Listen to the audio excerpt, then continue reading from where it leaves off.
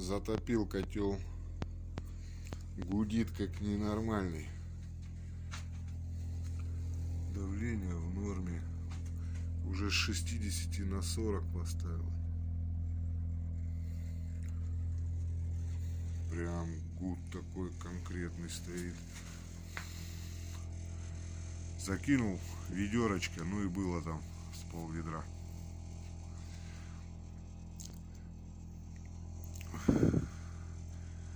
Может, кто подскажет,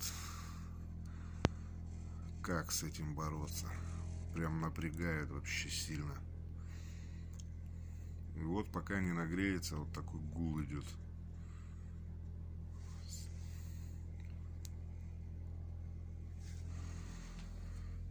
Что с этим делать, не знаю. Ребята, подсказывайте.